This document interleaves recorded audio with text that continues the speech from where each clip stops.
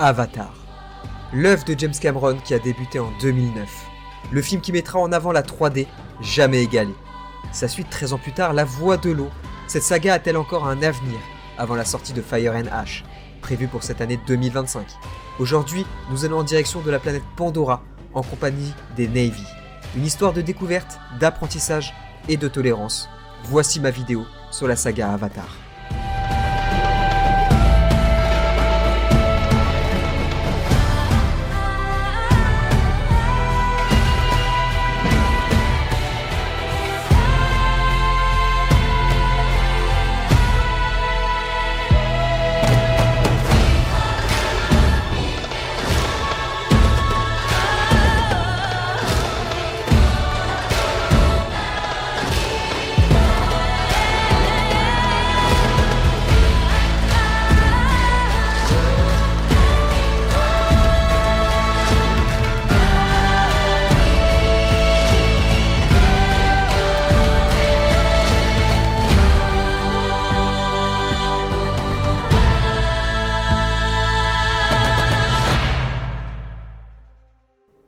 James Cameron, un génie du cinéma contemporain.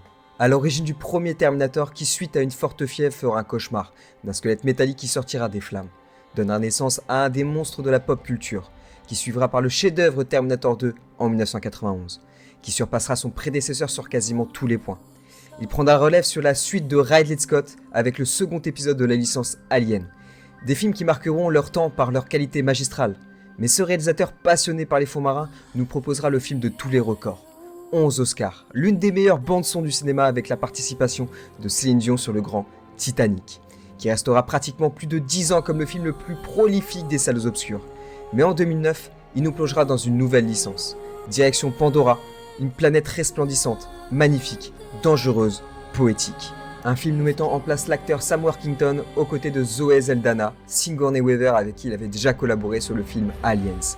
Michel Rodriguez et Stephen Lang, pendant pratiquement plus de 3 heures, le réalisateur nous mettra une baffe au niveau des effets visuels, les plans des paysages, le tout en images de synthèse, qui encore à l'heure actuelle nous met une gifle à pratiquement tous les blockbusters de 2025. Le film se base sur l'espèce humaine qui veut coloniser une planète qui se nomme Pandora, à la recherche d'une ressource nommée l'unobtalium, qui permettrait de réduire la crise énergétique sur la planète Terre, mais une chose les bloque dans cette recherche, le clan des Omaticaya, une espèce d'humanoïdes bleus qui font qu'un avec la biodiversité de la planète.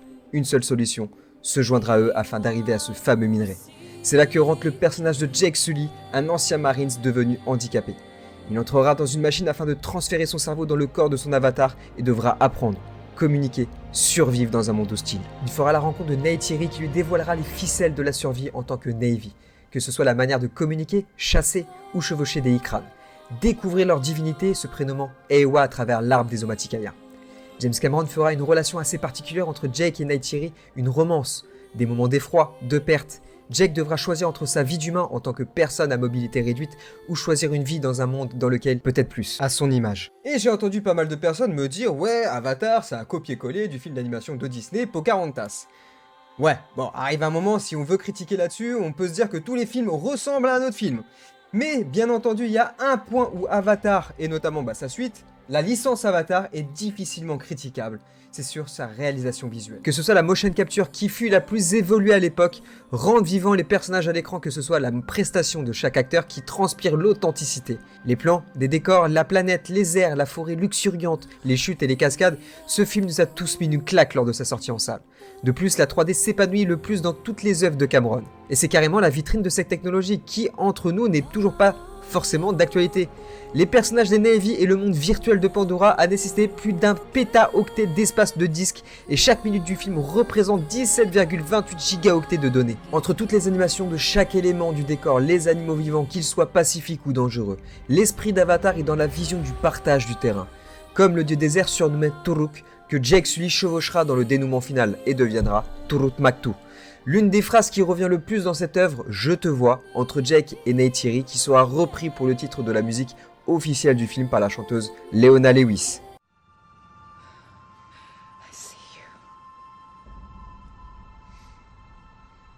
I Et que serait une vidéo basée sur le gaming sans venir sur cet aspect-là dans les années 2000, une sortie de film sans son adaptation en jeu vidéo.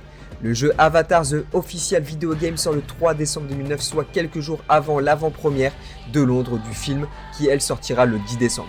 Le jeu prendra l'univers sans néanmoins prendre la même histoire, avec le choix de prendre part au combat des humains et trouver le fameux minerai, soit du côté des Navy et de protéger l'arbre des arbres. Le titre recevra une note plutôt moyenne de la presse avec un 59 sur 100 sur Metacritic. Le film aura récolté de nombreuses récompenses à la BAFTA pour les meilleurs décors et meilleurs effets visuels, aux Golden Globes pour le meilleur film dramatique et meilleur réalisateur, aux Oscars pour la meilleure photographie, direction artistique pour un total de 9 Oscars. Derrière Titanic, Ben-Hur et le 3e épisode du Seigneur des Anneaux avec tous à leur actif 11 Oscars.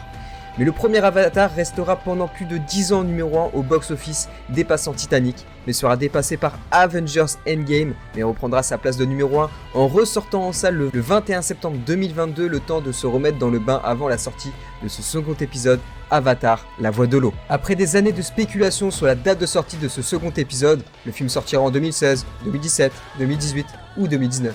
James Cameron nous sortira donc cette suite en fin d'année 2022, soit près de 13 ans après le premier épisode. Un peu l'équivalent de Rockstar dans le domaine du jeu vidéo, James Cameron prendra son temps pour nous proposer une expérience digne de ce nom. Et après des films comme Abyss ou encore Titanic, je vous l'ai dit au tout début de cette vidéo, le réalisateur adore filmer l'eau. Et ça tombe bien, ce sera l'élément principal de cette suite avec comme titre La voix de l'eau. Cameron nous proposera une histoire plutôt cohérente en reprenant les aventures de Jake Sully qui a donc choisi de quitter son corps d'humain pour vivre avec la tribu des Omaticaya, mais tout ne va pas se passer comme prévu. Plus de 10 ans après la bataille du premier, ils sont retrouvés par les humains qui attaquent le peuple et poussera Jake ainsi que Neytiri et leurs enfants, oui, Jake n'aura pas traîné, ce dernier a renoncé son rôle de chef et mène les siens jusque chez les Metkayina, un clan Navy vivant sur la côte est de Pandora, où tout doit être refait. L'apprentissage d'un nouvel environnement, les faux marins, le fait de pouvoir nager sans respirer, troquer les Ikran, ces animaux volants dans le premier qui maintenant sont des Skywings, des animaux marins volants, le système de dressage se fait de la même façon, mettre la natte de la chevelure du Navy dans l'antenne de connexion de l'animal. La famille devra faire face à de certaines querelles de famille, mais aussi des conflits envers leur nouvelle tribu. Et bien entendu, j'ai oublié de vous parler de l'antagoniste du premier, le général Quaritch. Il est mort dans le premier et comme, bien entendu, James Cameron nous a fait une petite Fast and Furious, c'est-à-dire nous ressortir un personnage qui est mort dans l'épisode précédent, le général Quaritch revient à travers son corps de Na'vi. Et oui, ils ont fait le transfert de son âme d'humain vers l'âme du Na'vi. Pas de foufou ça. Ah, James Cameron, là, c'est pas foufou du tout. L'aspect de l'intrigue change pas forcément beaucoup par rapport à son prédécesseur, la protection d'une tribu, la vengeance de la mort d'un des proches de Sully. La seule chose qui surprendra, c'est bien entendu les environnements. Les fonds marins sont resplendissants. Une faune tout simplement somptueuse. Un film en cas de canicule est rafraîchissant. Mais d'un point de vue objectivité, je vais vous dire totalement, c'est mon avis personnel, j'ai une préférence des décors sur le premier, la colorimétrie qui allait du violet, vert, marron au rose, ce second tourne beaucoup plus vers le bleu, bon après c'est la couleur de l'eau. D'un point de vue du casting, James Cameron décide logiquement de garder de nombreux acteurs mais en incluant Kate Winslet. Mais si, vous savez, cette actrice qui joue le rôle dans un film de paquebot qui coule et qui prendra toute la place sur une porte qui flotte. Eh ben t'en as plus rien à branler qu'elles sont en train de voler l'autre connasse, hein. C'est bon, vous l'avez? Et le travail de motion capture a encore évolué, c'est une prouesse technique de voir et reconnaître nos acteurs à travers des personnages en CGI. Bon, on aura quand même attendu 13 ans tout de même. D'un point de vue de la bande-son, composée par Simon Franklin, la musique du film Événement Avatar 2 partage de nombreux points communs avec celle du premier volet de la saga signée James Horner, dont un célèbre motif puisé chez Rachmaninov, dont notamment le fameux passage du décès du fils de Jake Sully interprété par Zoé Zeldana rempli d'émotions, de poésie. Et rappelez-vous, dans le premier, Leona Lewis nous avait signé une bande-son incroyable. Dans ce second épisode, James Cameron fera appel à The Weeknd, la star montante du R&B. Avant de parler d'un certain jeu sorti sur PlayStation 5, Xbox Series X et PC, venons sur mon avis de cette suite. Est-elle si bonne que ça? Pour être tout à fait honnête, c'est un film que j'avais été voir en KDX à Disney à l'époque pour vraiment avoir une immersion tout simplement incroyable. C'est-à-dire les sièges qui bougent, les sprays d'eau dans la poire tout le long du film. Et oui, on le rappelle, le film est basé que sur de l'eau, donc on est prêt à se prendre des mon gars. C'est un film que j'ai adoré. Franchement, l'univers présenté, l'eau, vraiment l'expérience que James Cameron a voulu nous procurer via cette suite est tout simplement incroyable. Même si, objectivement, je préfère le premier. Mais cette suite est tout simplement incroyable. Et surtout, la fin de cet épisode-là, il y aura une suite. C'est bien entendu avec le film Fire and Ash qui devrait sortir en cette année 2025, mais bon, on n'a toujours pas de trailer. Moi, c'est un film que j'ai adoré, même si réellement, je trouve qu'il y a 30 minutes en trop. Il est vachement étiré sur la longueur. Le film, je crois qu'il dure à peu près 3 heures, donc un peu long quand même, un peu long. James Cameron, il aime bien faire des films longs. C'est un peu comme Peter Jackson, ils aiment bien faire des longs films. Mais ça, les gars, là, on est vraiment sur une saga tout simplement incroyable. Là, on a la version Blu-ray aussi. Moi, franchement, c'est des films que j'ai adorés. Et en plus, si vous avez adoré le film, il y a le jeu qui est sorti un an plus tard sur PlayStation 5, Xbox Series et PC, qui se nomme Avatar: The Frontier of Pandora. Ce jeu est développé par Massive Entertainment, un studio à l'origine de Assassin's Creed Révélation, un très bon Far Cry 3, South Park, L'Anal du Destin et tout dernièrement le très décevant Star Wars Outlaws. Et édité par Ubisoft, le jeu nous met en place un open world en vue FPS où l'on contrôle un Navy qui fut enlevé et retenu captif par la corporation militaire humaine. Le scénario se basera sur le combat de la survie et de la liberté à travers un monde magnifique, copié-collé du premier film Avatar. Un régal au niveau de la rétine. C'est un jeu que j'ai jamais fini, on touche les problèmes de chez Ubisoft, une aventure très longue, des collectibles à foison, mais objectivement, c'est un jeu pour les fans, et rien que pour les fans. Mais quel plaisir de chevaucher nos e-crânes. Mais revenons au grand écran, qu'est-ce que j'attends du 3e épisode Fire and Ash? Je vous pose aussi la question, dites-le moi en espace de commentaires.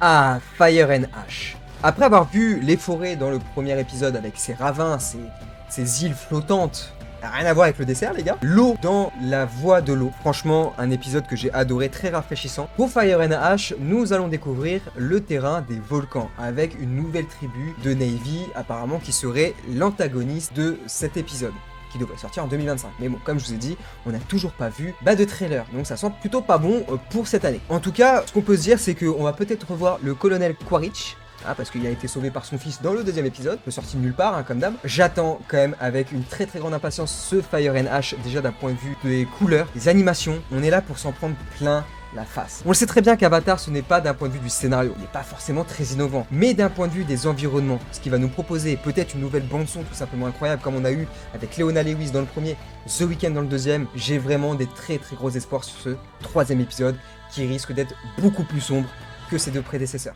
Mais si je dois donner mon avis sans langue de bois, vous commencez à me connaître, j'ai une légère préférence pour le premier épisode. D'un point de vue du scénario et de ses environnements, James Cameron aura mis énormément de temps à créer son univers. C'est l'œuvre qu'il a toujours rêvé de faire, il l'avait déjà en tête dans les années 80, mais pas forcément les ressources et la technologie pour le faire. Et si vous regardez bien chaque élément de ses films auparavant, ce fut une très bonne base pour créer le mythe Avatar. Merci d'avoir regardé cette vidéo, j'espère qu'elle vous aura plu. N'oubliez pas de lâcher le pouce bleu et de vous abonner si c'est toujours pas fait. Je vous dis à la semaine prochaine pour une nouvelle vidéo. Ciao ciao.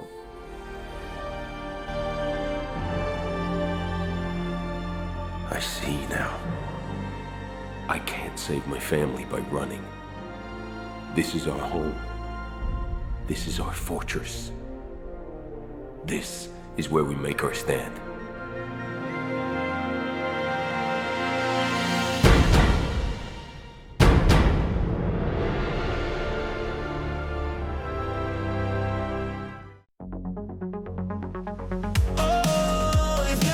Merci d'avoir regardé cette vidéo, mais ce n'est pas terminé. N'oublie pas de t'abonner, lâche un pouce bleu et le commentaire. La passion du